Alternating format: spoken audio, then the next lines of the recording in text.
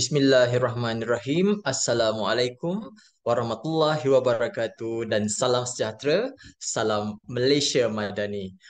Saya Cikgu Muhammad Sabit bin Muhammad Nur dari SK Taman Nusa Damai Pasir Gudang Johor, moderator anda pada hari ini bagi sesi CDL Hands On Online bagi siri yang ke-109.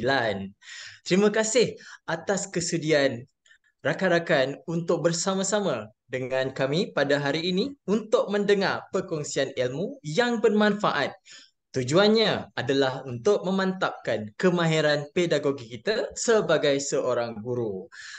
Jadinya, untuk hari ini kita akan mulakan sesi kita dengan mendengar sedikit perkongsian yang akan disampaikan oleh yang berbahagia Datuk Dr. Mahendra untuk sesi snippet pada petang ini. Jadinya tanpa masa, kita silakan. Selamat petang dan selamat sejahtera. Terima kasih kepada semua yang dapat bersama pada petang ini untuk sesi snippet kita. Tajuk saya pada hari ini ialah Why Make Your Own Notes.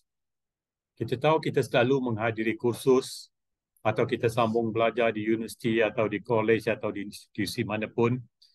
Mengambil nota itu menjadi satu daripada aktiviti pembelajaran.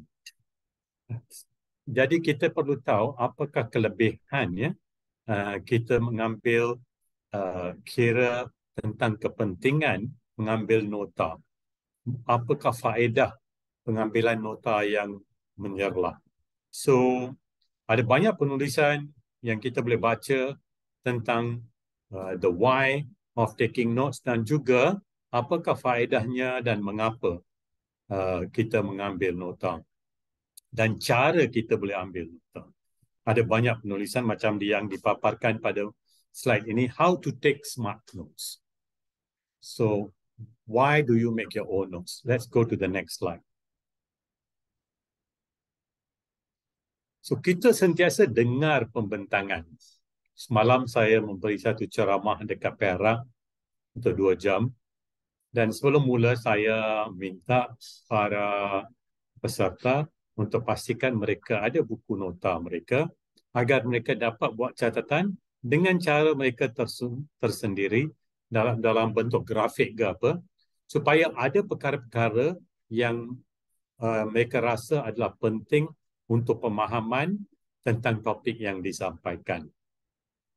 So kita sentiasa dengar pembentangan tapi kita nak buat catatan tentang apa yang disampaikan oleh penceramah, pensyarah dan sebagainya. Kadang-kadang dalam ucapan pun ramai orang menulis nota bila satu ucapan diberi.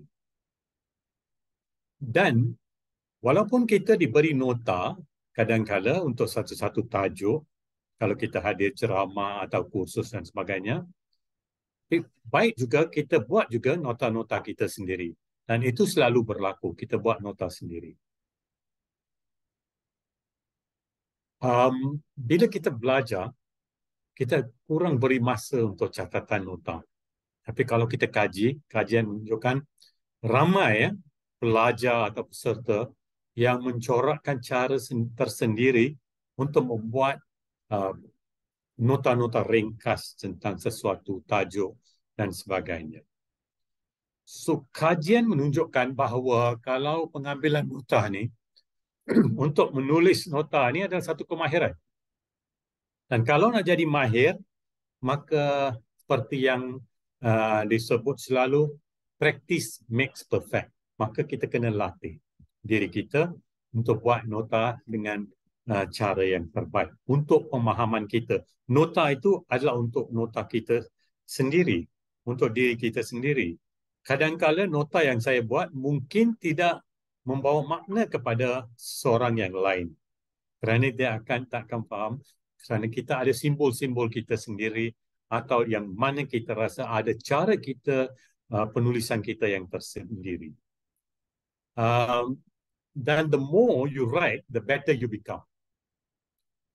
Yang penting kita meletakkan buah fikiran kita, our thoughts on paper.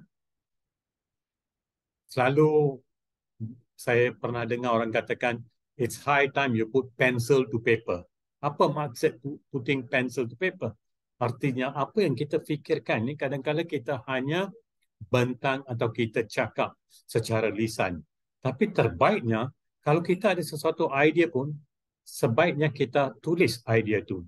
Kita tulis isu itu dan sebagainya. Dalam pemahaman kita sendiri, dalam kerangka pemikiran kita sendiri.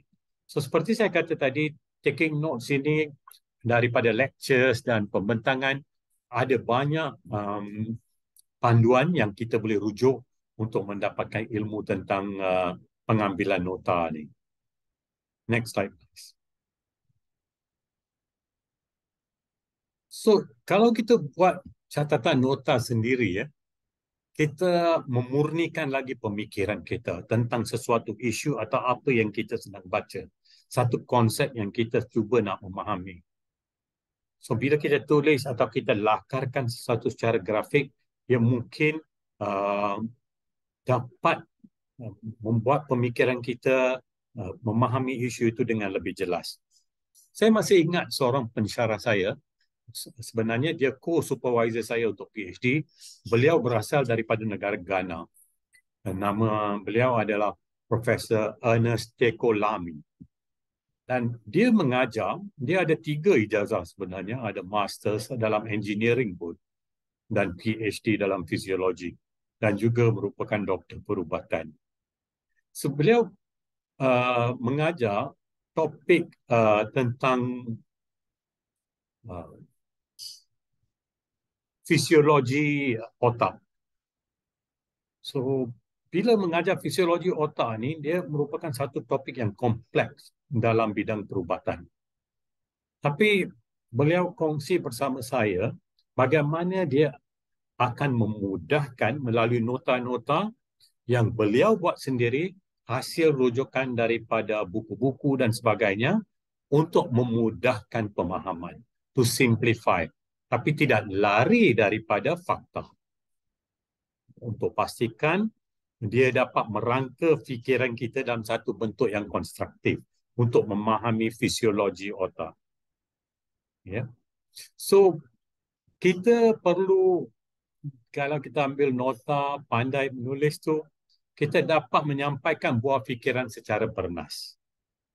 Lebih kerap kita menulis, lebih arif kita dalam pemahaman kandungan yang kita baca itu. Kerana kita bukan saja melihat, kita meneliti, kita fikir, dan kemudiannya kita tulis. 3-4 aktiviti berlaku serentak. Dan kita tidak akan rugi, walaupun kadang-kadang yang mengambil masa, kerana akhirnya ia akan membantu kita menguasai bidang ilmu.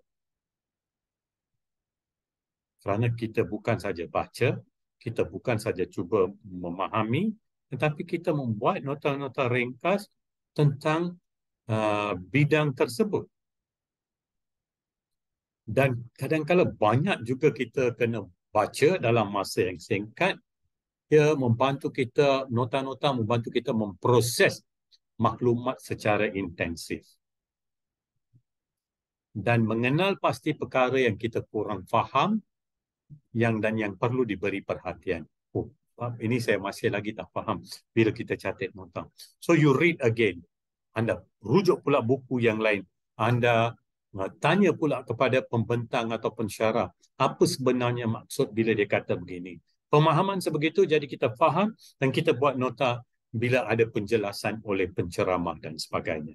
Atau daripada bacaan kita sendiri. Next slide please.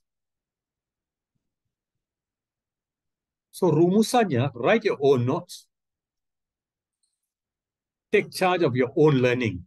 Kerana bila ambil nota adalah untuk pemahaman kita sendiri.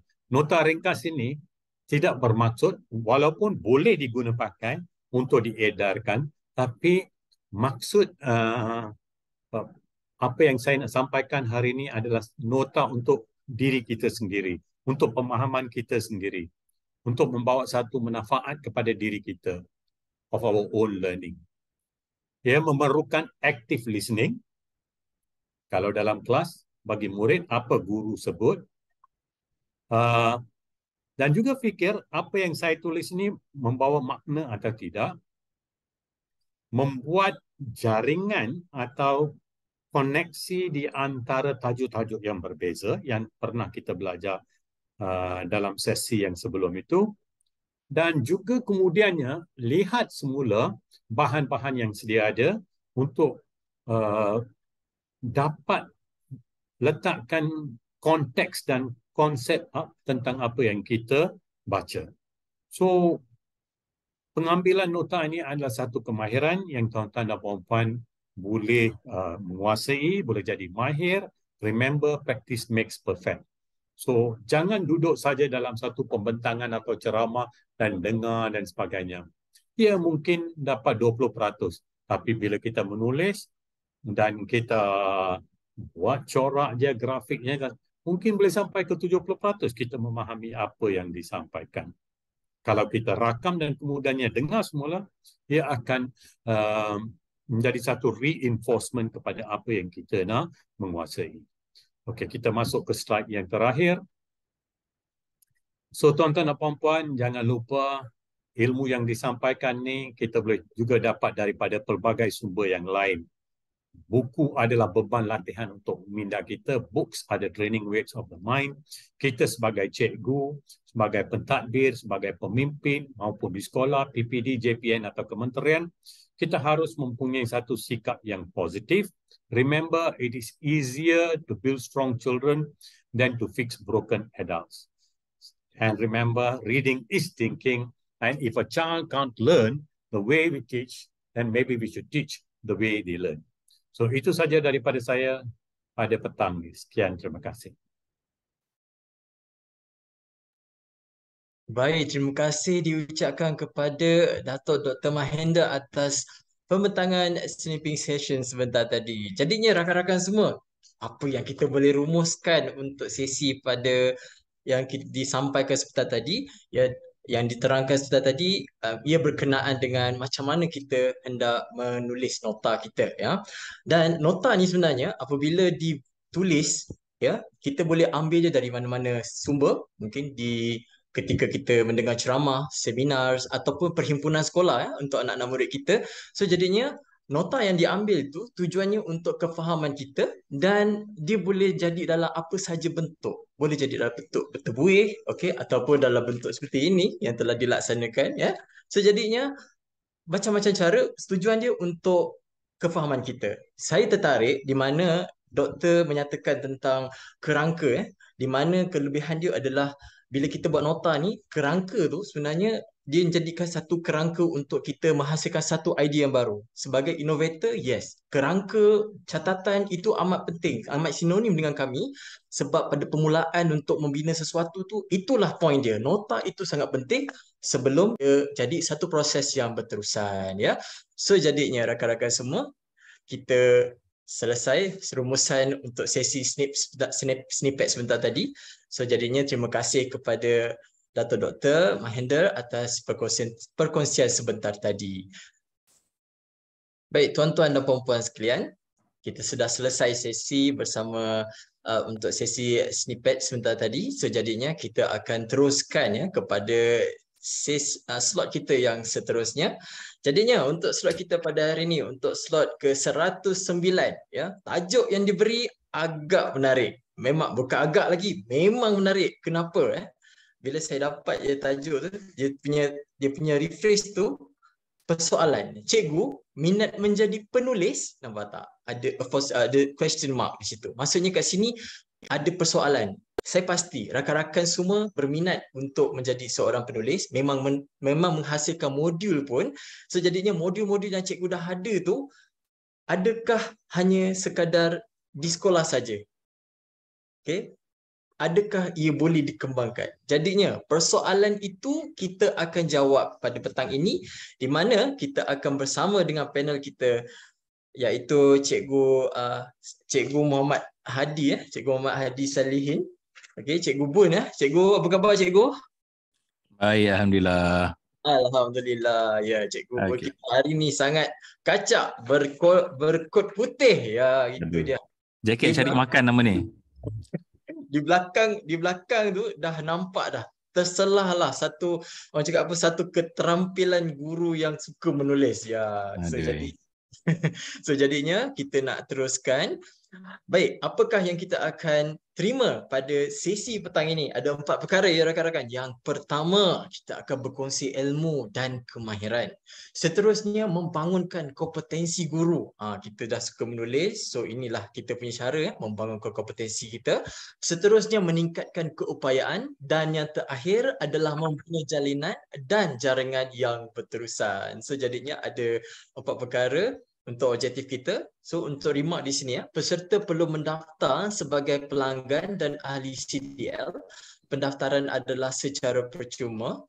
Seterusnya, peserta akan mendapat jemputan melalui email yang disertakan semasa mendaftar. Sesi perkongsian akan berlangsung pada setiap hari Jumaat selama 1 jam 30 minit bermula 3 petang sehingga 4.30 petang. Perkongsian ini adalah secara hands-on dan sijil akan disediakan menurut sipatan yang akan diberikan pada akhir sesi ini. So jadinya rakan-rakan semua, saya pasti rakan-rakan semua dah tak sabar untuk nak dengar perkongsian daripada Cikgu Bun. So jadinya dengan ini majlis mempersilakan panel kita untuk meneruskan sesi pada petang ini. Dipersilakan. Okey, terima kasih Cikgu Sabik. Assalamualaikum warahmatullahi wabarakatuh. Dan salam sejahtera. Terima kasih kepada semua rakan-rakan guru yang hadir. Cikgu Sabik nak minta tolong kejap untuk tutup share untuk tutup slide ni. Sebab ini presentation yang sebelum ni. Presentation saya sesi siri 81. Okey. Saya share screen. Saya share screen aku. Okey. Baik. So ini tajuk hari ni. Hari tu cikgu minat menulis. Hari ini kita akan masuk kepada satu part yang lain, iaitu saya nak kongsikan dengan rakan-rakan guru semua, hadir-hadir semua, untuk kita terbit buku sendiri. Cikgu, jom terbit buku sendiri. Macam tu. Okey. Jadi inilah dia tadi. Baik, hari ini 6 Oktober 2023 adalah persembahan saya di CDL yang ketiga, presentation saya yang ketiga. Dulu yang pertama sekali saya pernah kongsikan tentang cara menulis di Facebook. Yang kedua ialah yang tadi tu, cikgu minat menulis, dan kali ni jom terbit buku sendiri. Jadi dua yang sebelum ni cikgu boleh cari dekat dalam portal Connecting Dots Learning. Okey, semua tersimpan kat situ. Jadi sebelum cikgu kita mulakan hari ni, itulah dia, nama saya Muhammad Hadi Salihin bin Muhammad Azmi. Saya dari SMK Jeram, Selangor. Kalau siapa yang belum follow saya, boleh follow saya dekat Facebook, Instagram ataupun dekat TikTok dengan nama Bun Hadi Salihin. Tak adalah ramai sangat follower pun.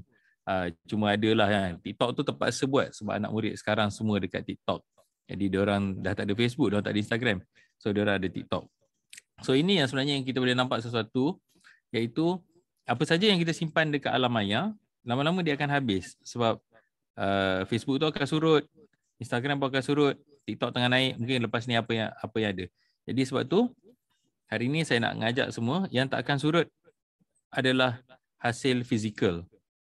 Adalah hasil fizikal, iaitu kalau dalam bentuk tulisan, bukulah yang tak akan surut. Saya percaya mungkin cikgu-cikgu sendiri masih ada lagi buku-buku yang lama di rumah, mungkin buku yang jadi kenangan, buku seperti buku majalah sekolah, ataupun mungkin buku-buku ketika universiti, ataupun mungkin ada orang yang masih lagi simpan buku ketika sekolah rendah. Baik, so saya ada lebih kurang 3 bahagian hari ini. So bahagian 1, saya akan kongsikan buku-buku yang telah saya buat, sama ada dalam secara individu ataupun secara berkumpulan, dan juga buku yang telah saya buat sebagai saya ambil role sebagai penyunting buku tersebut. Okey.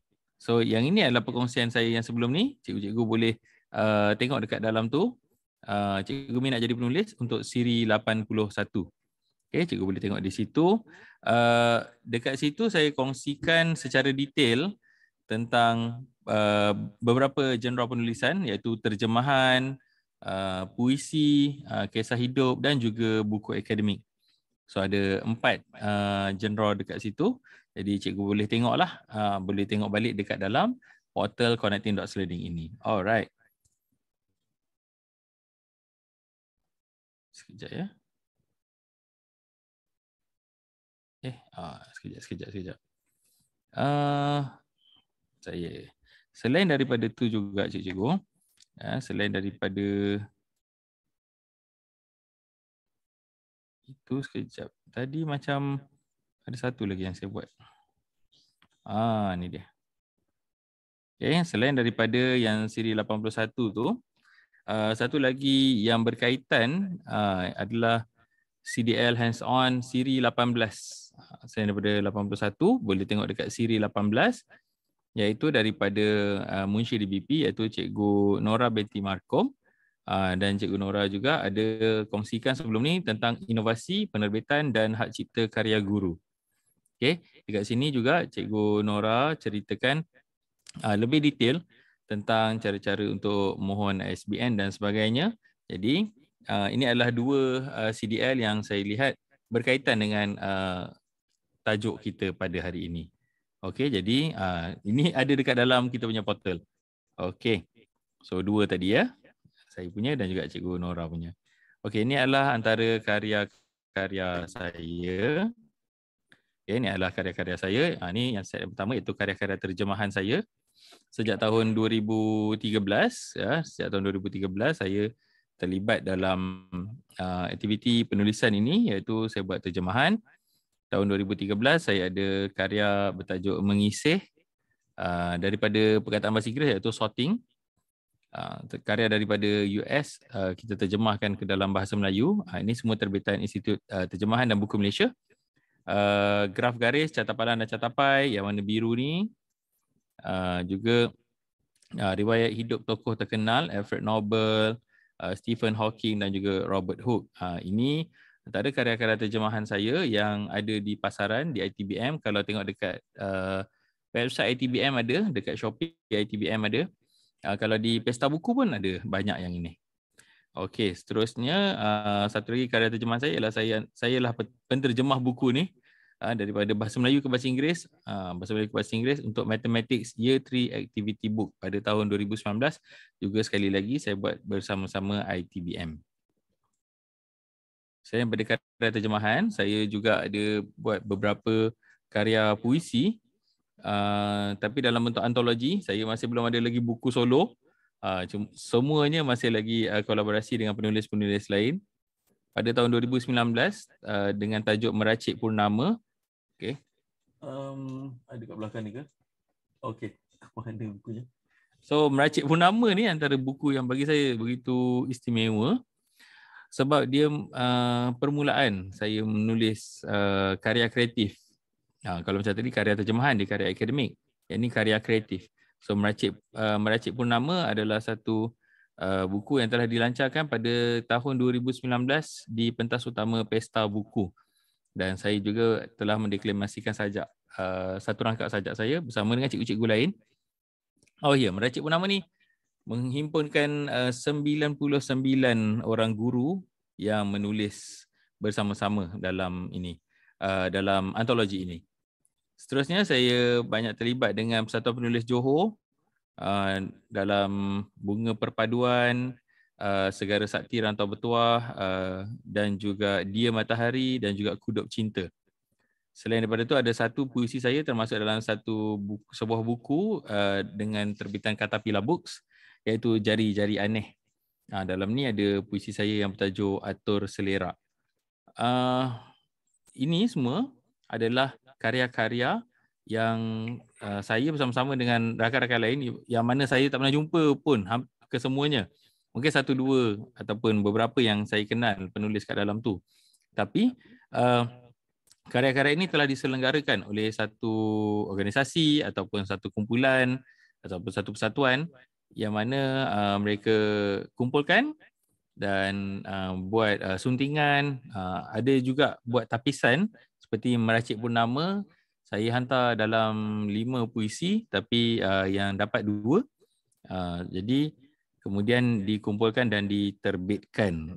Itu yang seronoknya. Kita bukanlah menulis tu mesti kita dapat tulis satu buku. Mungkin juga kita tulis cuma 2 muka surat daripada 150 muka surat pada buku tersebut. Macam tu. So ini dipanggil antologi.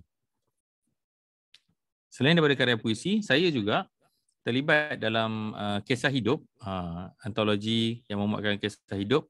So yang pertama sekali adalah pada tahun 2020, tajuk buku Cikgu Selepas Punch Out. Yang ni Writer's Strike bersama dengan Puan Sri Diah, seorang novelis pada satu ketika dahulu. Beliau telah membimbing beberapa guru. Ini semua, kami semua termasuk dalam pengkarya guru. Sejak tahun 2013 telah wujud satu kumpulan yang menggelarkan diri kami sebagai pengkarya guru di bawah Majlis Buku Kebangsaan Malaysia, Kementerian Pendidikan Malaysia. Pada ketika itu, sekarang dah tak ada dah MBKM ni. Jadi guru-guru yang terpilih ataupun guru-guru yang berminat datang ke kursus. Selepas datang kursus, kita belajar cara untuk tulis buku. Kita dapatkan satu tajuk dan kemudian masing-masing tulis ikut tema tu. Jadi terhasillah buku Cikgu Selepas Punch Out tahun 2020. Kemudian berlaku pandemik. Keluarlah buku Ditular Tidak Kalah, Disergah Tidak Rebah dan ada lagi 2 dalam koleksi ini. Jadi kalau perasan buku-buku ini ada terjual di Popular. Kemudian ada koleksi Pinang dan juga Paling. Ini saya bersama-sama dengan Kismai. Jadi ada penyelenggara kat situ, boleh nampak itu Puan Mas Darina Mamat ni juga seorang cikgu. Dan mereka ni telah menyelenggara buku, mengumpul penulis, buat tapisan, buat editing, kemudian menghasilkan buku-buku tersebut. Dan ada buku yang dipasarkan dan ada juga buku yang kita dapat sebagai naskah kita. Mungkin kalau kita buat ada setengah penulisan tu kita dapat 10 buah, ada setengah penulisan tu kita dapat 5 buah. Jadi perasaan memegang buku sendiri, hasil tulisan sendiri tu cikgu, saya tak dapat nak gambarkan. Cikgu-cikgu kena rasa sendiri. Okay, selain daripada itu, saya juga ada penulisan akademik, iaitu saya menulis modul kertas model matematik tambahan di bawah Cemerlang Publication.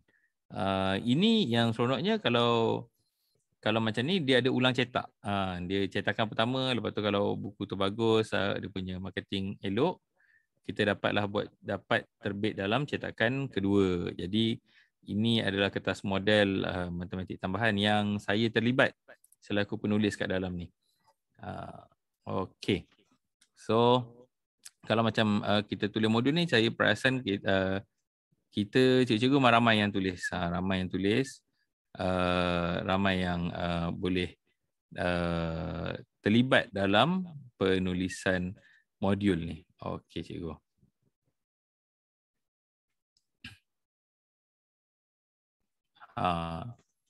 Baik. Untuk buku-buku yang tadi tu ada apa-apa soalan cikgu? Ada apa-apa soalan ke Cikgu Sabik?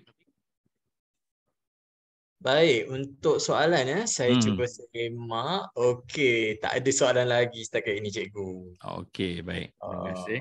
Saya teruskan ya. Okey, teruskan cikgu. Okey, baik. So ini adalah buku penyuntingan saya. Siapa yang pernah, saya rasa cikgu yang satu zaman dengan saya mungkin kenal band ni lah, iaitu Exist. Dan mereka menghasilkan buku biografi tentang kisah hidup mereka, perjalanan band daripada mereka sekolah dulu sehinggalah sekarang.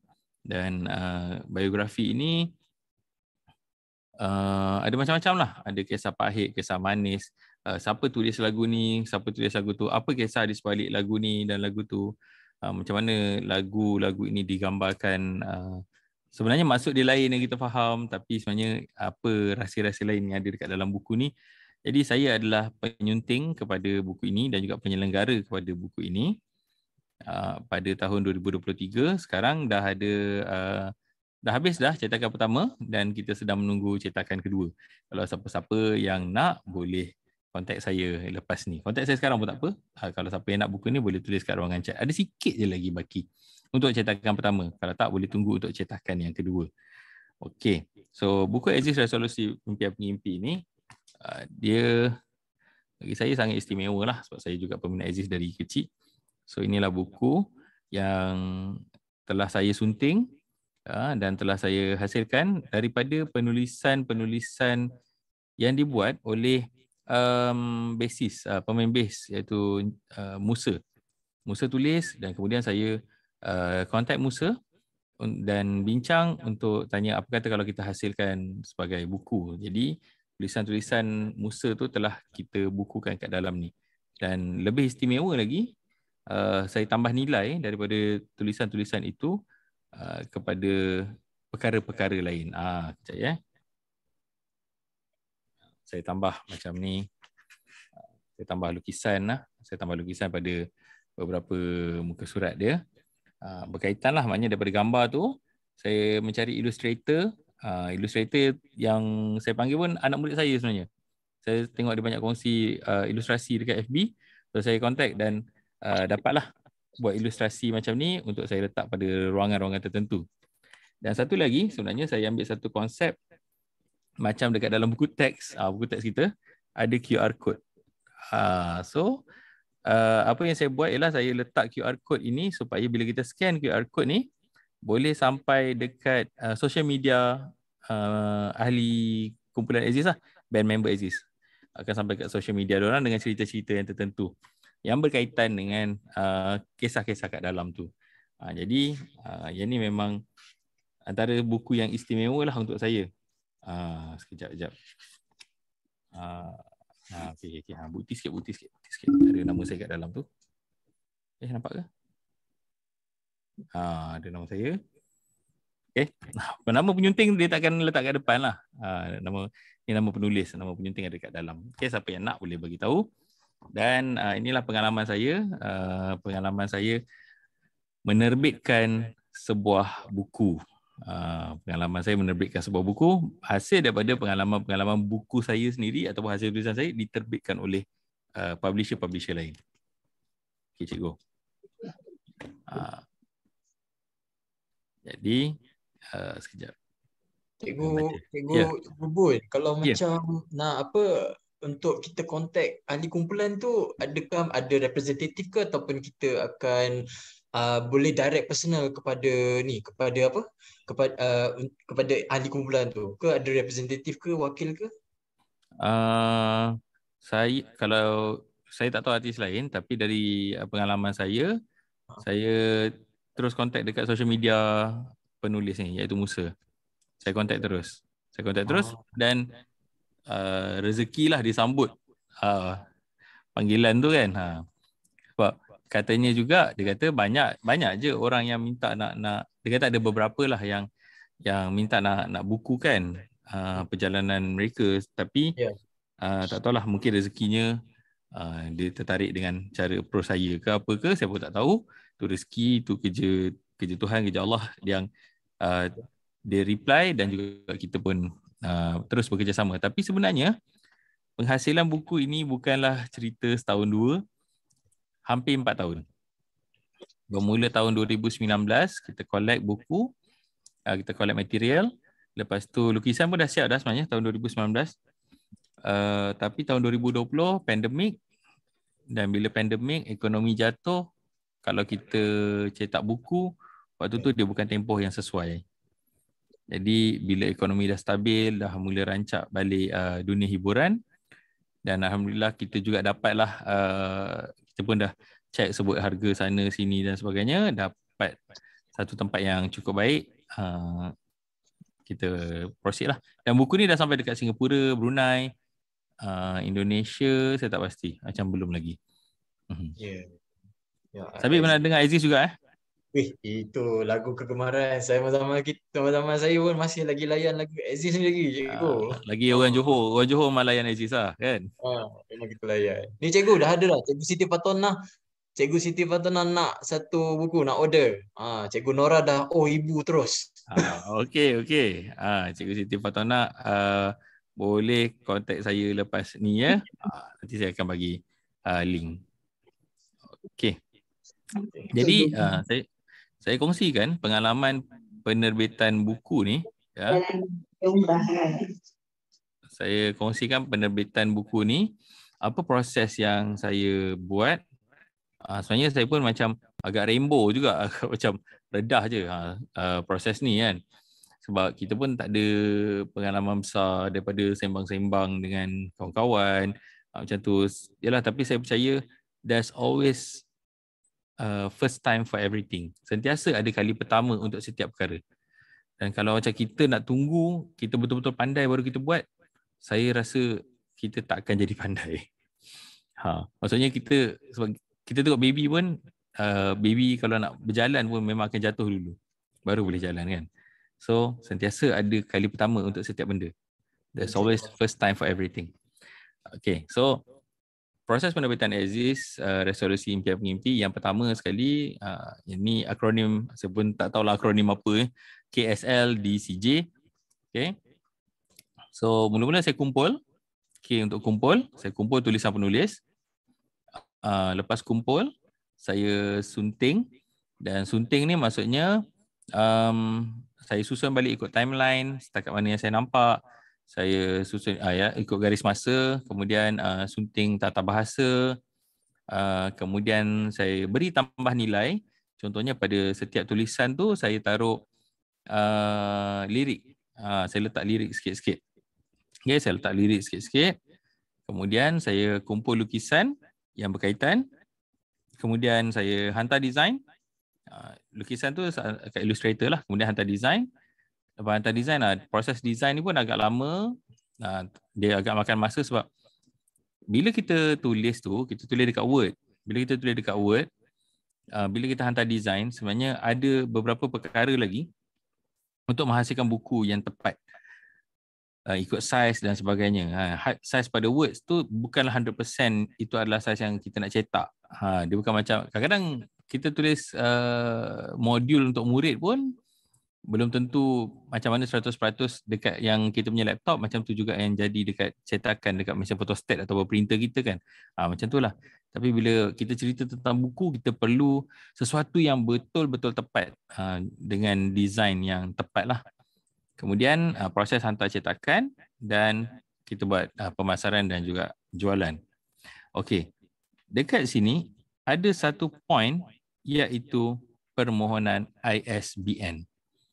Kalau I tu tak ada cikgu, kalau cikgu buat KSL DCJ, so maknanya buku ini tiada ISBN ni.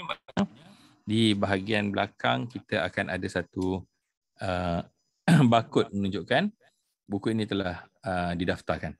Okay, menunjukkan buku ini telah didaftarkan. Jadi permohonan ISBN itu adalah antara perkara yang penting. Saya percaya ini saya tunjuk pengalaman saya tentang buku Aziz ini.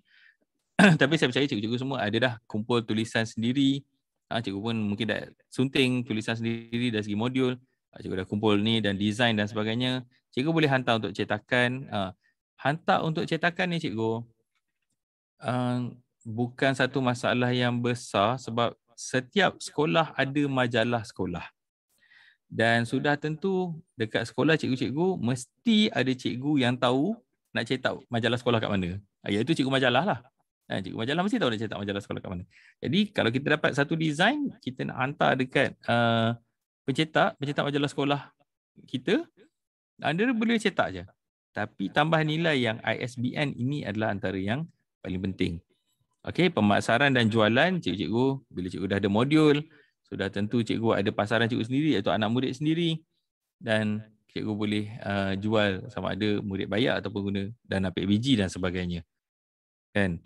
Selama ni sama je cikgu. Kita photostat, kita suruh budak bayar ataupun PBG bayar dan sebagainya, sama juga.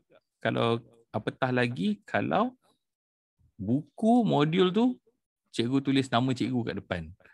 Cikgu tulis nama cikgu kat depan, modul tu tulis nama cikgu kat depan, jadi letak gambar cikgu pula macam Cikgu Nora buat. Mesti murid-murid lagi kagum, murid-murid lagi bangga cikgu. Yang saya cerita ni pengalaman saya ni, tapi saya boleh olahkan untuk cikgu buat modul cikgu. Okey, so kita masuk kepada bahagian 2 iaitu permohonan ISBN. Okey.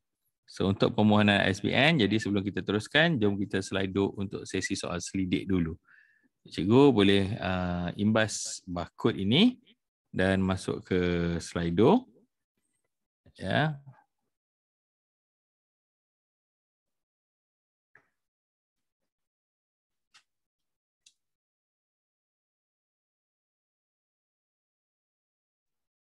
Cikgu Bun, nak Ya, tanya saya. kalau kita buat apa, kita menghasilkan penerbit buku sendiri kan. So kalau macam kita nak pencetak tu, kita selalunya kita pergi pada hantar pada penerbitan ke, ataupun kita boleh terus pada tempat cetak ke, dan cikgu ada tak recommend harga yang paling murah ke? Kita tak payah pergi penerbit kalau kita dah terbit sendiri. Oh ya, betul. Kita boleh terbit sendiri. Kejap lagi saya tunjuk. Kita boleh terbit sendiri walaupun kita tak ada syarikat penerbitan. Kat Malaysia boleh buat. Kat Malaysia boleh buat Boleh. Okay, so cikgu boleh masuk dekat dalam apa ni? Slido tu.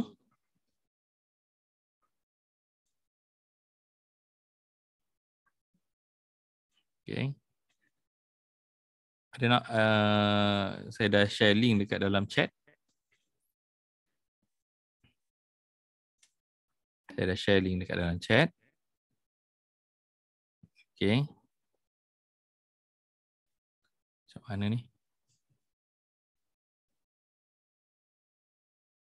Okay, boleh masuk tu. 13 orang telah menjawab. Ada 2 soalan je cikgu. Okay. Banyak ada 11% yang pernah menulis modul sendiri. Sebab kita selalu, mungkin sekarang ni zaman kita lebih mudah, iaitu kita boleh ambil barang daripada Telegram, idea-idea cikgu lain dari Telegram, tapi kita tetap sort juga untuk anak murid kita kan. Kita tak guna semua yang kita dapat dari Telegram, kita bagi kat anak murid kita. Tak, kita akan pilih, kita akan sort. Jadi cikgu, selain daripada cara sort tu, mungkin juga cikgu sendiri tengok di Telegram tu untuk sekadar ambil idea, dan kemudian cikgu ambil masa sikit untuk tulis dan cikgu keluarkanlah modul untuk sekolah cikgu sendiri. Okey, so nampaknya terima kasih kepada 39 orang yang dah menjawab soalan ni. Okey, nampaknya ada yang pernah, ada yang tidak. Okey, kalau pernah boleh tulis dekat ruangan chat apakah modul yang telah dibuat. Apakah modul yang telah dibuat. Boleh bagi tahu modul tingkatan berapa, subjek apa, jadi kita boleh tahu dekat sini. Okey. Soalan kedua, saya pernah memohon ISBN sendiri.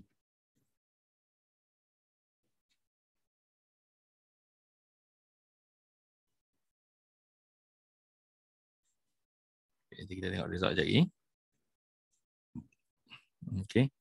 Yang jawab ya tu boleh bagi tahu tak buku apa, dan juga mohon ISBN untuk modul ke apa ke. Boleh kongsi dekat ruangan chat. Saya pun tak pasti siapa participants yang ada ni, ada 126. Okey.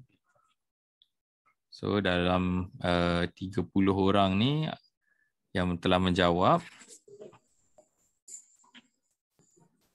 Oh ya. Kak Nora, Cikgu Nora, modul Pulun Karangan SPM. Ya, Cikgu Nora dah terbit banyak buku sendiri. Antara rakan saya yang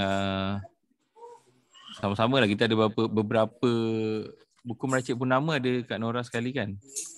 Ke buku yang mana? Kit Asas Penyelesaian Kajian Tindakan. YHR ni. MC kita hari ni, moderator kita hari ni. Cikgu Sabit pun ada juga kit penulisan asas kajian tindakan. Okey, tahniah. Cikgu Zaida ada model untuk sekolah, model PT3 dan juga SPM. Okey. Kemudian kita ada, okey, terima kasih ada kawan-kawan yang dah jawab. Okey, baik. Terima kasih. Jadi kita tutup dulu poll ini. Alright, kita kembali kepada slide kita. Terima kasih. Jadi maknanya ramai yang pernah buat modul, ramai juga yang ada juga yang pernah mohon ISBN dan juga buat modul nampaknya lebih ramai daripada itu. Okay, baik. So apa itu ISBN? Apa itu ISBN? So ISBN adalah ni International Standard Book Number atau dikenali sebagai ISBN, adalah satu nombor piawaian antarabangsa yang unik bagi pengenalan kepada sesebuah buku yang diterbitkan oleh penerbit tertentu. Okey, nombor 2 dengan nombor 3, saya nak minta siapa-siapa volunteer untuk baca. Ada tak cikgu yang boleh tolong baca untuk nombor 2 dan nombor 3?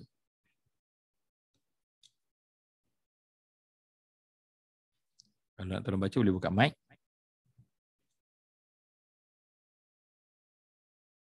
Ada tak siapa-siapa yang boleh bacakan?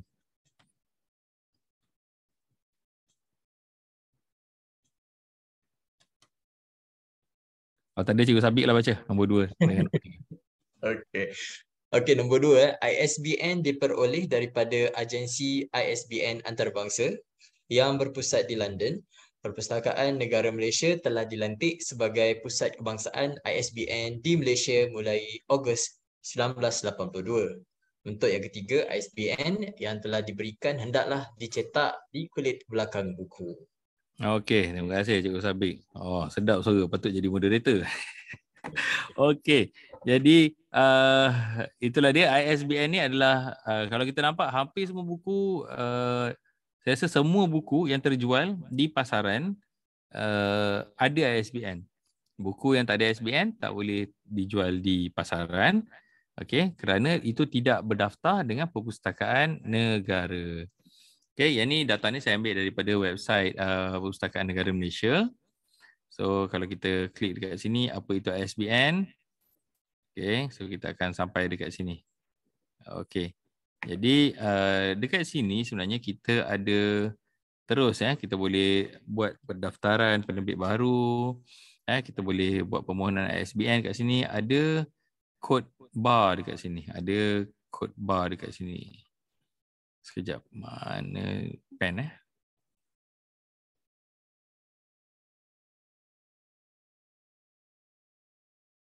Okey, ada kod bar di sini untuk kita imbas. Okey. Untuk kita imbas dan untuk kita buat permohonan lah. Untuk kita buat permohonan kepada ISBN ni. Okey, baik. So, ini contoh nombor ISBN. Okey, dia akan bagi nombor ini, kemudian dia akan bagi barcode. Bila kita buat permohonan, kita akan letak email kita, kemudian pihak Perpustakaan Negara Malaysia akan reply apa saja persoalan kita ataupun request kita ke dalam email. Kita akan dapat barcode tu dekat dalam email dan kemudian barcode itulah yang kita letakkan di kulit belakang buku kita. Modul kita letak kat belakang. Okay. Struktur ISBN dan sebagainya ini ada diterangkan dalam Cikgu Nora Markom punya CDL sebelum ni, seperti mana yang telah saya bagi tahu tadi pada siri 18. Okey, kemudian ada ISSN ini juga untuk penerbitan berkala seperti majalah, majalah sekolah boleh masuk dekat dalam tu. Baik. So itu dia untuk ISBN.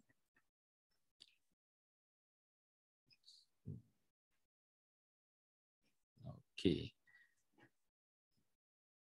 Seterusnya So cara memohon ISBN. Okay, cara memohon ISBN ada dua. Bukan ada dua lah, maksud saya ada dua langkah. Langkah yang pertama adalah pendaftaran penerbit baharu. Okey, saya akan kongsikan link ini. Saya copy dan saya letak dekat dalam ruangan apa ni?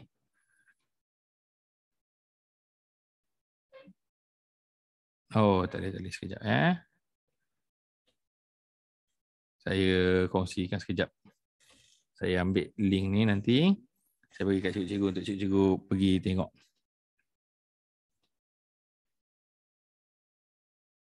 Macam mana ni?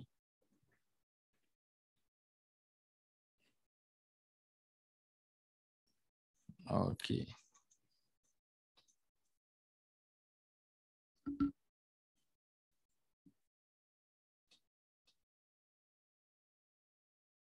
Mana saya nak copy? Ni. Copy. Okey. Cikgu boleh pergi dekat dalam link tu. Cikgu boleh pergi dekat link tu. Okey, tengok apa yang berlaku. Kalau macam link ni kita pergi. Saya paparkan kat sini. Jadi dekat sini pendaftaran penerbit baharu. Okey. Jadi dekat sini ada kita kena daftar dulu untuk kali pertama kita sebagai penerbit. Okey.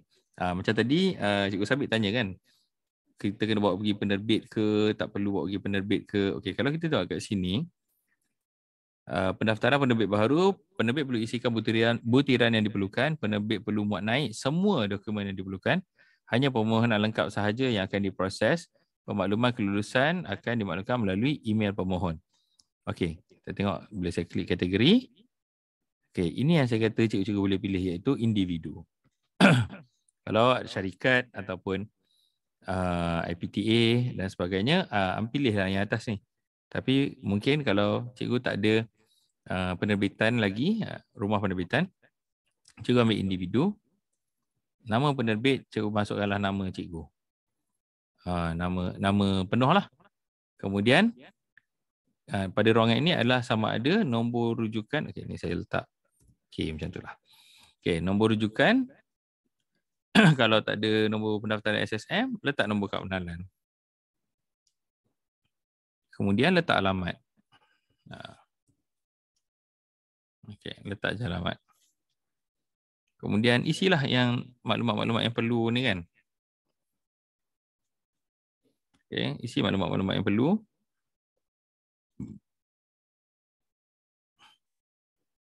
Ini letak balik nama cikgu. Ni letak nombor telefon cikgu.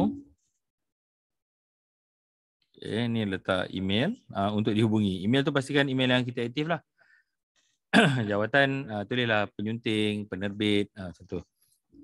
Kalau macam ni tulislah penerbit. Maknanya kita sendiri yang terbit kita. Lepas tu laman web organisasi kalau ada. Kalau tak ada, cikgu letaklah bila ini untuk individu, cikgu letaklah website profile cikgu ataupun website YouTube cikgu. Yang related lah dengan buku yang kita buat ni. Kemudian yang ini cikgu pastikan cikgu dah buat dekat dalam PDF dan kemudian muat naik kat sini, kemudian submit. Okay. Jadi cikgu perlulah, kalau individu perlu salinan MyCard saja. Maknanya perlukan salinan MyCard. Salinan MyCard je. Itu je. Salinan MyCard sahaja. Kemudian submit. Itulah maksud saya. Cikgu-cikgu boleh buat penerbitan sendiri menggunakan IC. Sebab tu kata kat Malaysia kita dibenarkan untuk buat demikian. Okey, so selepas itu permohonan ini akan ditapis oleh Perpustakaan Negara Malaysia. Kemudian selepas ditapis dan disaring, insya-Allah saya rasa memang agak mudah untuk dapat. Okey, selagi kita warga negara Malaysia dan kita pun nak buat untuk buku untuk negara. Jadi kemudian dia akan reply kita dekat email. Kita akan dapat email dan kemudian kita boleh buat proses yang seterusnya. Okey, maknanya kita mohon kemudian kita boleh buat email. Okey. So seterusnya Okey, yang seterusnya borang yang kedua. Borang yang kedua. Okey. On the way ke Kelantan, bateri nak habis, harap Pak Isi mohon bantuan. Okey. Okey. Alright. Jadi ini adalah link yang kedua. Okey, yang kedua. Okey, bila kita dah dapat kita punya ni tadi, kita dah dapat kita punya apa tadi? Kebenaran untuk menjadi penerbit. So kita dah boleh buat proses seterusnya, iaitu kita mohon ISBN. So kita masuk dekat ni, kita boleh tengok macam mana kita boleh masuk dekat dalam ni. Kita boleh masuk dekat dalam ni sekejap. Macam mana ni? Okay, kita boleh pergi ke link tadi itulah. Bila kita dah ada kita punya kebenaran, cikgu bolehlah pergi ke permohonan ISBN pula. Ni permohonan ISBN. Ini gambar Perpustakaan Negara kita kan. Okey. Okey, so dekat sini bila kita dapat buat ni, okey, dia dapat penerbit perlu isikan butiran yang diperlukan. Penerbit boleh memilih membuat permohonan ISBN sahaja atau permohonan ISBN dan PDP. Okey, dan kemudian dokumen-dokumen yang diminta itu perlu dimuat naik. Permohonan lengkap saja diproses dan barkod ISBN akan di-email kepada alamat email pemohon. Jadi cikgu masukkan nama penerbit, cikgu masukkan maklumat pemohon, nombor telefon, email. Kategori penerbit sekali lagi cikgu masukkan individu. Okey, sekejap sebabkan kita nak tengok yang ini. Kita tulis something juga supaya kita nampak apa yang ada dekat borang ni. Okay, contohnya kita ambil individu.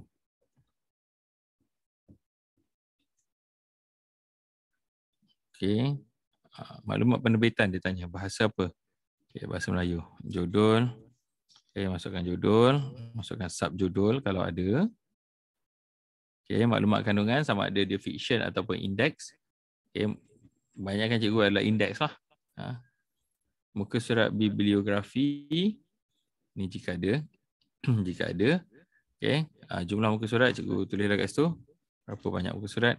Berapa cetakan yang pertama. Okay. Kemudian media apa?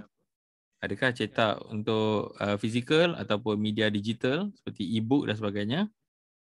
Okay. Format penerbitan, cikgu pakai apa? Paperback, hardback, online CD, pendrive, audiobook. Biasanya ambil paperback, ambil yang pertama. Okay. Jangka tarikh terbit. Okay. Jangka tarikh terbit. Cikgu letaklah satu tarikh. Kemudian jenis permohonan, ambil ISBN sahaja. Kemudian ISBN terakhir yang diluluskan. Okay, letaklah apa-apa. Kemudian cikgu kena upload semua 5 perkara ni. Okay, muka hadapan. Muka hadapan tu yang ini. Cover. Muka surat judul. Surat judul yang ini. Ini surat judul. Yang ada diterbitkan oleh. Tapi masa tu dekat ISBN tu tulis XXX lah. Okay, muka surat hak cipta, okay, prakata sinopsis biasanya yang dekat belakang dan kena ada muka surat isi kandungan. Cikgu ikut je apa yang ada dekat situ dan kemudian bila cikgu hantar, nanti cikgu akan dapat barcode melalui email. Senang cikgu. So itulah dia permohonan ISBN. Kalau nak tahu lebih lanjut, boleh tengok dekat CDL yang ke-19 perkongsian daripada Cikgu Nora Markom. Okey. Baik, so setakat ni ada apa-apa soalan sebelum kita pergi kepada part yang ketiga, Cikgu Sabik? Okey, baik. Untuk soalan daripada penonton, ada satu, Cikgu Jess Chan berkenaan dengan permohonan ISBN tu, mohon guna GF saja ke tidak perlu tunjuk draft? Jadinya rasanya Cikgu Bun dah maklumkan tadi kot. Boleh ke Cikgu Bun nak ulas lagi ke tentang soalan tadi? Soalan Cikgu Chan ni, Cikgu Jess. Terima kasih Cikgu Jess. Mohon memang guna Google Form itu sahaja. Memang guna Google Form sahaja. Oh, Draft tu maksudnya kalau dalam 5 perkara yang diminta tu ada sinopsis kan, ada sinopsis isi kandungan, itulah dia yang mereka nak, itu saja. ya. Betul, Cikgu Sabit pun dah reply tu. Terima kasih. Alright. Okey, setakat tu je dulu cikgu. Yang tadi ada cikgu yang kata on the way Kelantan, Cikgu Rohani ni macam mana? Mana tu? Sebab link kehadiran pun bukan ada pada kita orang, ada pada yang Betul. lain lah, pada moderator yang di Sabah. Betul kan? Cikgu, ada soalan lagi. ISBN tu perlu dikenakan bayaran atau percuma? Terima kasih Cikgu Nur Azman. Percuma. Cuma. Percuma. Tak ada apa-apa bayaran, tak ada macam dia yang ada bayaran kalau kita nak mohon syarikat. Mohon syarikat SSM ada bayaran. Maknanya ada bayaran tahunan. Maknanya kata kalau macam Cikgu Azman pilih untuk dapatkan secara syarikat kan. Syarikat cikgu nak buat ada penerbitan. So kena tambah perkara tu dekat SSM. ISBN tak ada, memang percuma saja. Soalan di YouTube Terbitan buku sendiri perlulah dapat kebenaran dengan memohon ketua jabatan. Maksudnya kita nak kena beritahu guru besar ke kalau macam tu? Tak perlu. Cikgu Nora boleh tolong ke untuk yang ni? Cikgu Nora dah banyak pengalaman sebab saya tak pernah lagi terbit yang sendiri. Okey, ulang semula. Untuk terbitkan buku sendiri tu, perlukah kita dapat kebenaran dengan memohon menerusi ketua jabatan? Itu kalau kita ramai-ramai. Okey, setakat ni tidak. Tidak, betul? Cuma kita pastikanlah kita penjawat awam, jadi kita menerbitkan buku-buku yang sesuai. Mungkin Bun, tambah satu perkara. Kemungkinan yang ini tadi Bun terangkan tentang kalau kita nak terbit buku sendiri. Kalau cikgu-cikgu nak terbit buku secara antologi, mungkin di sekolah ramai-ramai terbit buku, jadi boleh daftarkan sekolah sebagai penerbit. Kerana kita sebagai individu, kita boleh terbitkan buku kita sahaja.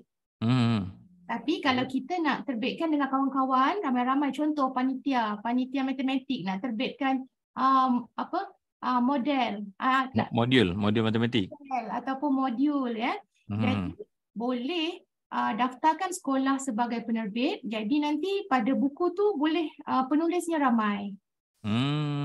Maknanya tadi dekat Google Form tu jenis penerbit tu jabatan. Institusi jabatan tu kan? Betul. Nanti minta pengetua untuk keluarkan surat lah. Maksudnya kita akan buat surat. Dia surat dia ringkas saja. Maksudnya pada surat tu secara ringkas yang pihak sekolah berhasrat untuk menjadi penerbit. Kemudian pengetua akan tanda tangan dan ada cop bulat sekolah. Selesai. Itu yang dekat dalam PDF yang kita kena upload tu kan. Kalau macam tadi kita nak buat individu, kita upload PDF kita punya IC. Yang ini kita upload surat daripada institusi secara PDF. Okey. Mudah sangat. Jadi cikgu-cikgu setiap panitia boleh terbitkan kertas model masing-masing. Menarik. Tambah nilai daripada Cikgu Nora. Terima kasih banyak Kak. Nampak ramai yang dah berminat tu. Okey. Satu lagi ISBN ni cikgu, kita perlu rasa penting sebab saya pun tak tahu benda ni secara spesifik, tapi sebenarnya kita ada macam mana setiap tahun untuk menjadikan negara kita ni, kita nak jadikan level negara kita ni, tahap negara kita ni di mana, juga melihat kepada bilangan penerbitan buku pada setiap tahun. Jadi kalau kita buat ISBN untuk modul anak-anak murid kita yang dah sudah tentu benda tu benda yang baik, benda yang bagus, jadi kita sebenarnya menyumbang kepada kemajuan negara dari segi bilangan buku. Bilangan buku. Okey. So cikgu-cikgu boleh mula langkah kita. Ada modul keluarkan ISBN. Masuk dekat dalam link tu. Kalau tak nak masukkan link tu, pergi je portal PNM. Boleh macam saya buat tadi tu kan, kita olok-olok dulu tulis huruf-huruf tu untuk dapat baca semua penuh Google Form tu kan. Memang tak perlu wajib ada company. Okey. Cikgu Sabit, saya teruskan? Okey, cikgu. Teruskan cikgu. Okey, silakan. Baik, kita masuk kepada bahagian 3 iaitu penghasilan buku secara berkumpulan. Okay, saya memegang pada satu konsep iaitu lari sendiri untuk lebih laju, lari berkumpulan untuk lari lebih lama. Okay. If you want to run fast, you run alone. If you want to run longer, run together. So, penghasilan buku secara berkumpulan, kalau cikgu tengok tadi pun, saya yang telah berkecimpung dalam penerbitan buku ini dari tahun 2013, kira tak sangka dah 10 tahun dah 10 tahun ni, banyak buku sebenarnya dihasilkan secara berkumpulan.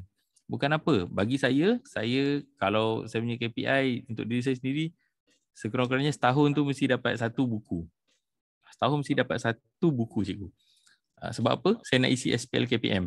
SPL KPM, kalau kita ada penerbitan buku, dapat 20 mata tak salah saya untuk satu buku. Tapi dia maksimum lah 2 buku je setahun. Dapat maksimum. Kan? Betul cikgu Sabit biasa tu. Betul.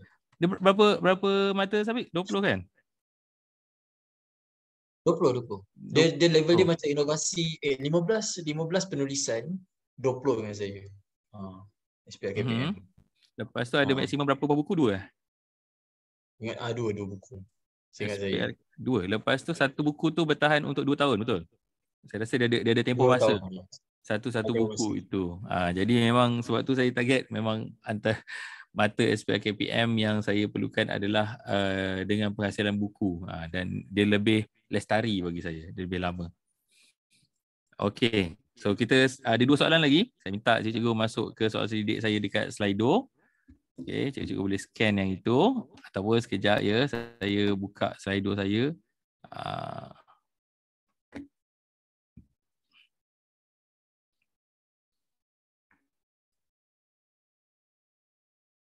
Sambil tu saya boleh share link. Untuk pertama cikgu juga, kalau macam Slido ni, saya memang selalu pakai. Slido ni yang saya seronoknya ialah dia adalah anonymous. Saya kenal Slido ni pun masa PDPR lah. Jadi anak-anak murid kadang jawab Slido ni tanpa prejudis. Kita tak tahu siapa yang jawab kat dalam tu. Cikgu boleh explore jugalah tentang Slido ni. Okay, boleh masuk dekat dalam link tu ataupun cikgu boleh tengok dekat boleh scan barcode ni. Okay. Saya pernah terlibat dalam penulisan antologi.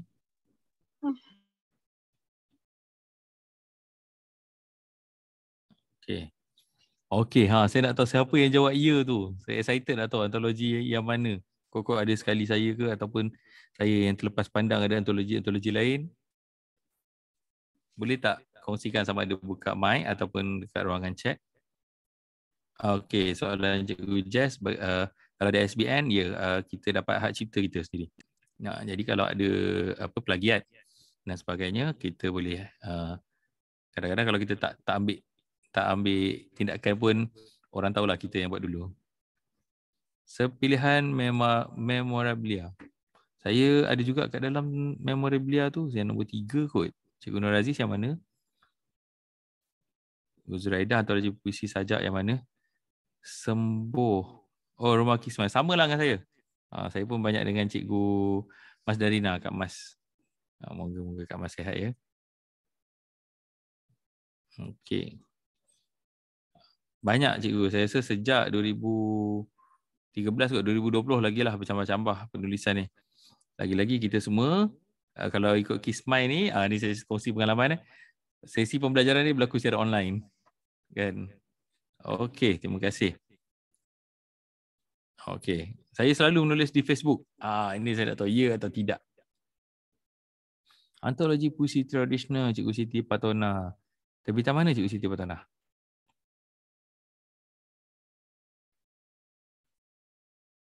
Mohon nombor PDP juga semasa mohon SBN. Okey, kejap lagi. Sambil-sambil diorang jawab ni, Cikgu Nora, Kak Nora, boleh bagi tahu tak nombor PDP tu apa bezanya dengan nombor SBN? Saya pun kurang jelas tentang ni. Okey, nombor ISBN tu nombor untuk pendaftaran buku dalam sistem saja. Kita akan dapat kod bar untuk kita letak di belakang buku. Tapi kalau nombor PDP ni maksudnya nombor pengkatalogan dalam penerbitan. Kalau perasan pada bahagian muka surat hak cipta akan ada satu nombor kat situ. Dekat yang bahagian dia akan beri maklumat macam kategori puisi ke ataupun kategori dia ada dekat bahagian tu, dia macam dekat selepas perkataan hak cipta tu bahagian bawah tu dia ada. Tapi selalu kalau penerbit modul untuk subjek, selalu dia tak mohon sebab dia tak ada keperluan untuk tu. Tapi kalau contoh kita tulis buku antologi ataupun buku kisah hidup atau sebagainya, perlu buku tu kerana kita ada peluang untuk mohon dana penulis. Dan buku kita boleh terpilih sebab maksudnya buku kita masuk dalam katalog lah. Dia maknanya kena ada PDP baru boleh mohon dana penulis lah. Jadi cuma sekarang mulai tahun ini cara untuk menulis, cara untuk meletakkan nombor PDP tu dah berbeza sikit. Tapi nombor tu tetap ada, cuma cara peletakan dalam bahagian hak cipta tu ada beza sikit. Kalau mungkin kalau boleh tengoklah buku-buku yang diterbitkan pada tahun 2023, cara susun letak muka surat hak cipta tu beza sikit. Bahagian nombor PDP dia akan letak bawah sekali dalam kotak. Okey, nanti saya check pasal nombor PDP ni untuk buku Exist ni kan. Betul. Sayang tu kalau buku Exist tu tak diletak PDP. Okey. Jadi dia selalunya masa kita mohon ISBN dia akan tanya sekali kita nak mohon PDP ke tidak. Tetapi kalau kita nak mohon kemudian pun boleh. Okey. Nanti saya buatlah untuk cetakan ketiga. Okey. Okey, terima kasih Kak Nora. Okey, terima kasih semua. Nampaknya 18 orang yang menjawab. Okey, ramai yang kata tidak, ramai ada juga yang kata ya. Okay, kalau macam saya memang selalu menulis di Facebook. Kalau cikgu-cikgu boleh tengok Facebook saya, memang saya satu hari tu kadang-kadang sampai 2 ataupun 3 posting lah, ikut kepada perkara yang saya rasa perlu untuk saya kongsi pada hari tu. Yang saya rasa boleh bagi kesan dekat orang lain. Tak kisahlah manfaat ataupun kesan kelakar ke, kalau saya rasa benda tu kelakar lah. Okey. Jadi proses penerbitan antologi kisah hidup cikgu.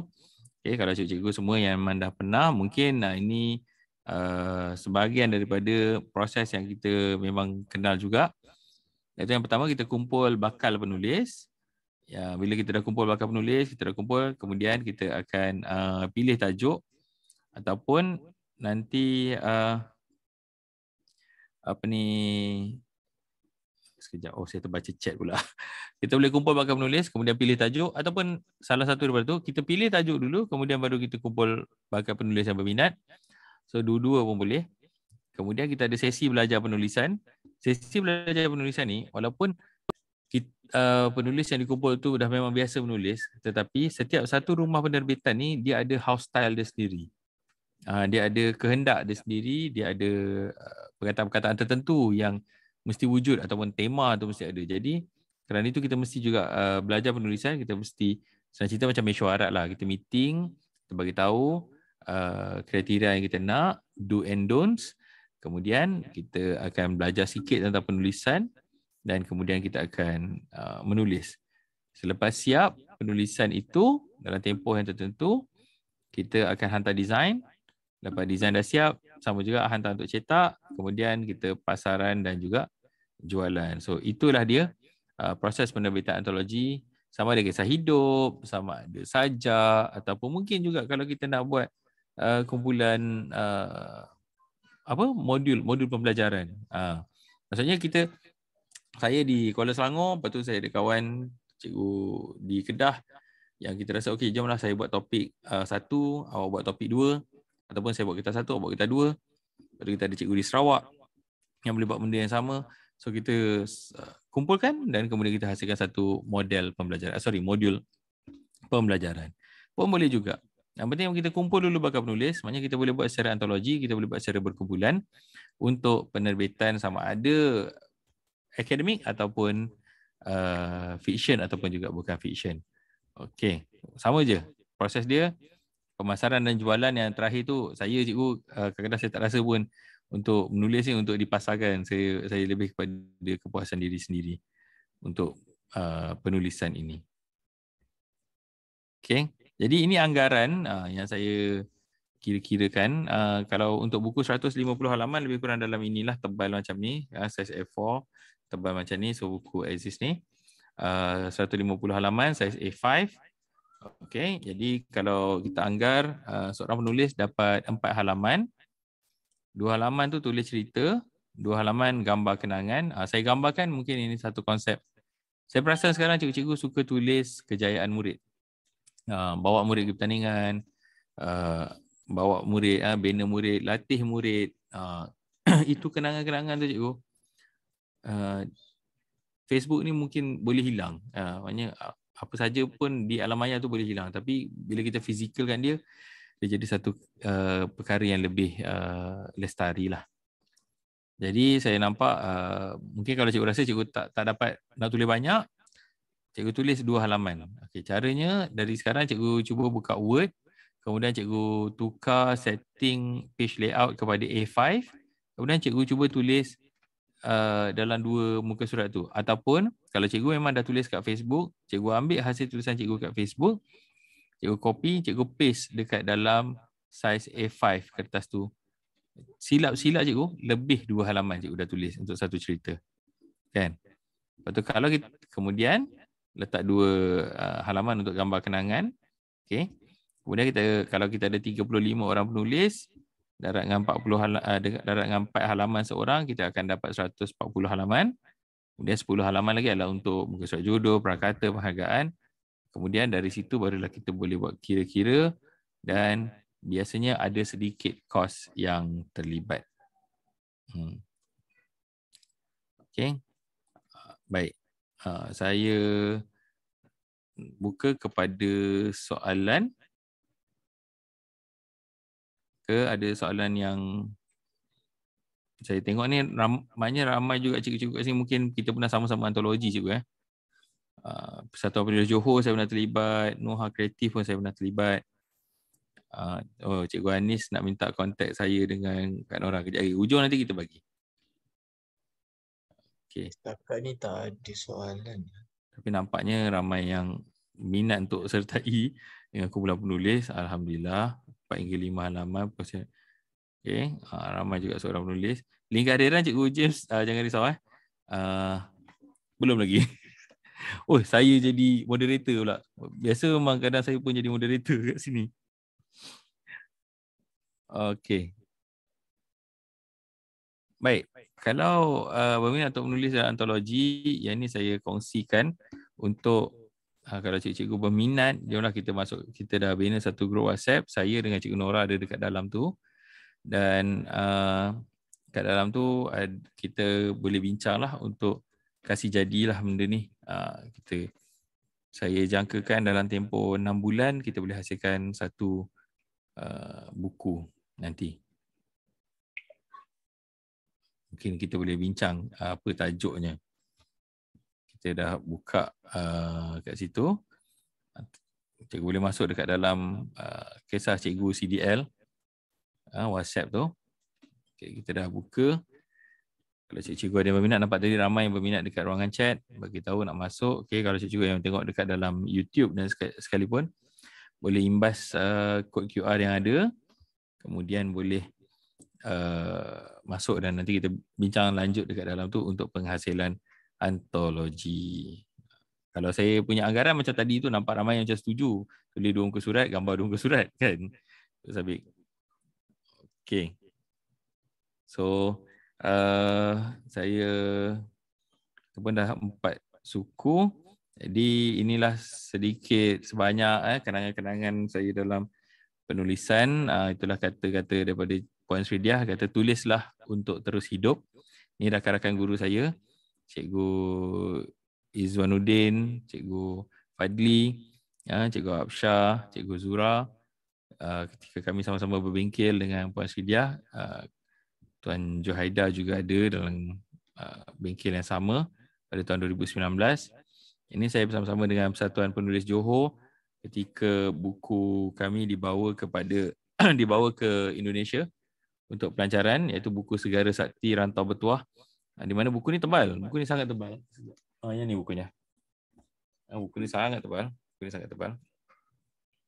Okay. Ada penulis-penulis dari Malaysia, Indonesia, Thailand, Singapura, Brunei, semua dekat dalam ni. Jadi pelancaran tu di Tanjung Pinang, Indonesia. Dan kami naik ferry lah ke sana. Ni Dr. Salih Rahmat ada, Cikgu Rosli Bakir, Cikgu Hamzah ada, dan juga Datuk Ahmad Tami Serega pun ada sekali kat situ. Mungkin ada cikgu-cikgu lain juga yang dekat dalam gambar ni. Ni ketika pelancaran di Indonesia. Ni sedikit kenangan lah cikgu. Macam mana buku ni telah membawa saya lebih jauh. Saya rasa saya banyak berjalan dengan buku lah. Ataupun kadang-kadang bukan saya yang berjalan, buku saya yang berjalan. Yang ni ketika buku Meracik Purnama yang saya tulis sekali kat dalam tu. Ni antologi saya kata saya. Yang pertama, buku Meracik Purnama dan juga Bunga Perpaduan. Saya dapat sampaikan kepada Tuan Dr. Mahathir. Saya yang bagi buku kat Tuan Dr. Mahathir. Kita tahu Tuan Dr. Mahathir adalah seorang peminat buku. Kan? Jadi saya jadikan buku itu sebagai cenderamata kepada Tuan Dr. Mahathir ketika ini di Perpustakaan Shah Alam. Saya berpeluang lah sampaikan buku ni kepada Tuan M. Kemudian juga kenangan-kenangan ni muka-muka teruja saya lah bila saya nampak buku saya dekat rak. Bila saya nampak buku saya dekat rak, kadang-kadang kita dah hantar, kita tak tahu buku tu publish bila dan sebagainya. Oh, bila kita nampak buku kita dekat rak, saya tak tahu, saya punya terujanya macam tu lah cikgu. Cikgu tak tahu lah macam mana kan. Kalau saya macam tu cikgu. Yang gambar pakai baju pink tu ketika saya masih nipis, mungkin beberapa kilogram yang lepas, ketika di reruai Majlis Buku Kebangsaan Malaysia pada Pesta Buku tahun 2017. Jadi ini 2017, 2022, yang ni 2022 kalau tak salah saya juga. Okay, so itulah kenangan-kenangan saya dengan buku. Jadi itu saja. Sekian, terima kasih. Boleh ikuti saya di pautan di platform-platform yang berikut, ya, di Facebook, YouTube, Instagram, TikTok, Telegram dan sebagainya. Untuk kalau nak tanya kan, nak terus berbual dan sebagainya, boleh ada dekat situ. Okey. Itu sahaja, saya serahkan kembali kepada moderator kita. Cikgu Sabik, silakan.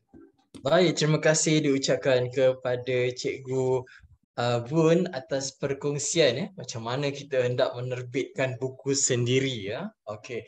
Jadinya apa yang kita boleh rumuskan daripada sesi perkongsian tadi, okey, daripada banyak-banyak tadi saya dapat rumuskan yang pertama kita dapat belajar tentang cara untuk menjadi penerbit, okey, dan macam mana kita hendak memohon ISBN. Dalam masa yang sama juga, kita juga belajar tentang proses-proses untuk menerbitkan buku kita sendiri. Ada untuk kita sendiri dan juga secara berkumpulan.